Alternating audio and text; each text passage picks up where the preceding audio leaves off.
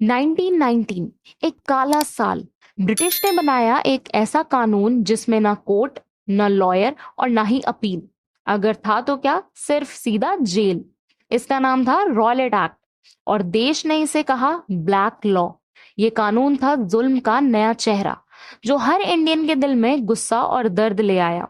लेकिन इसी जुल्म से जली वो आग जिसने देश को एकता और आजादी की राह पर चला दिया। So hello my little champions, आज हम इस वीडियो में क्लास 10 हिस्ट्री चैप्टर 2 के मोस्ट इंपॉर्टेंट टॉपिक को समझने वाले हैं जिसका नाम है Rowlatt act. And I am sure इस वीडियो को देखने के बाद आपका कोई डाउट नहीं बचेगा। तो चलिए फटाफट से स्टार्ट करते हैं। रॉलेट एक्ट 1919 को एनार्कियल एंड रेवोल्यूशनरी क्राइम एक्ट भी कहा जाता है। नाउ द क्वेश्चन अराइजेज कि एनार्कियल एंड रेवोल्यूशनरी क्राइम एक्ट का मतलब क्या होता है मैम। इस टर्म को हम ब्रेक करके समझेंगे। सबसे पहले हम समझ लेते हैं एनार्कियल का क्या मतलब होता है।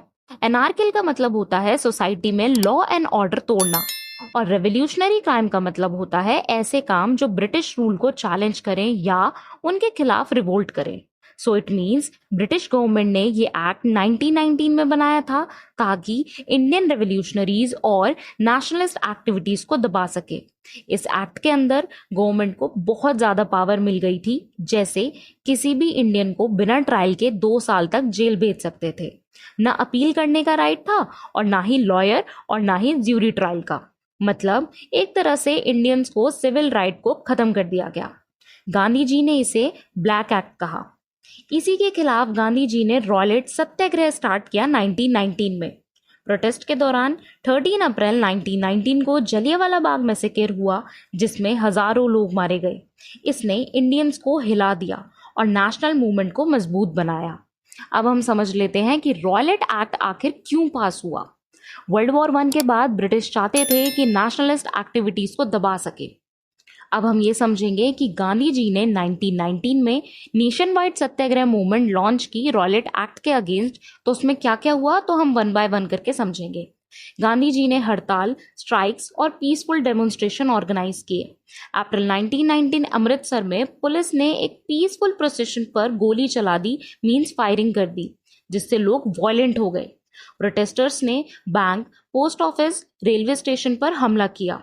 पंजाब में गवर्नमेंट ने मार्शल लॉ इम्पोज किया और इसकी कमांड दी जनरल डायर ने। अब हम जलियांवाला बाग मैसेकर को भी समझ लेते हैं कि आखिर उस दिन क्या हुआ था। जलियांवाला बाग अमृतसर में एक बड़ा क्राउड जमा हुआ था। कुछ लोग आए थे रॉलेट एक्ट के खिलाफ प्रोटेस्ट करने और ये प्रोटेस्ट बहुत ही पीसफुल था, और कुछ लोग यहाँ पर बैसाखी का त्योहार मनाने आए थे।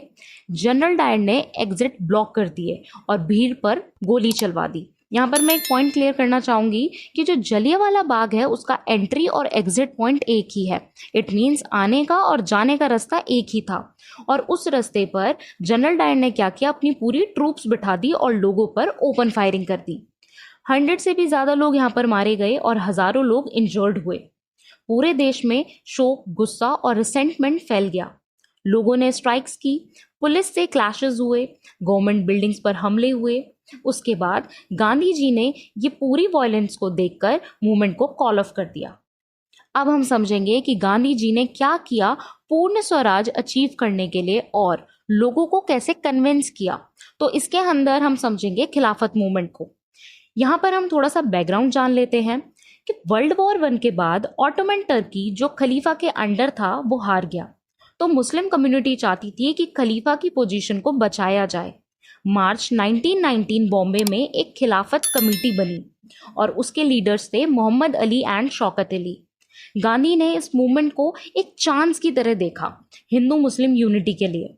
उन्होंने इंडियंस को बोला कि खिलाफत को सपोर्ट करो। सितंबर 1920 में गांधी जी ने लीडर्स को कन्विंस किया कि नॉन कॉपरेशन मूवमेंट स्टार्ट की जाए खिलाफत के सपोर्ट में और स्वराज के सपोर्ट में। So in short, if we conclude this topic, Rowlatt Act ने इंडियंस को दिखाया कि ब्रिटिश गवर्नमेंट बिल्कुल अनजस्ट और रिप्रेसिव है। Jallianwala Bagh massacre movement violence की वजह से विड्रॉ कर दिया, लेकिन इसने पूरे देश को एक नई जागरूकता दी। खिलाफत इशू ने हिंदूज और मुस्लिम्स को एक प्लेटफॉर्म पर ला खड़ा किया, जिससे यूनिटी और नेशनलिज्म और स्ट्रांग हुआ।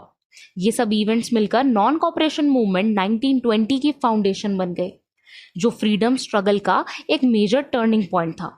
ये जो पॉइंट्स आप देख रहे हैं ये वही पॉइंट्स हैं जो अभी मैंने आपको समझाए हैं, बस इनको शॉर्ट कर दिया गया है ताकि आप इन पॉइंट्स को अपनी रिवीजन में यूज कर सकें, या फिर अगर आप चाहें तो इन पॉइंट्स को अपने एग्जाम में भी लिख सकते हैं। All right, hope it makes clear to you.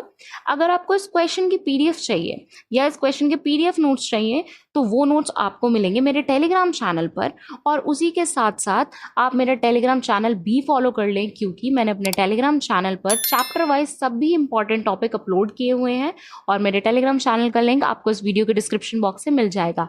So stay tuned and thanks for watching.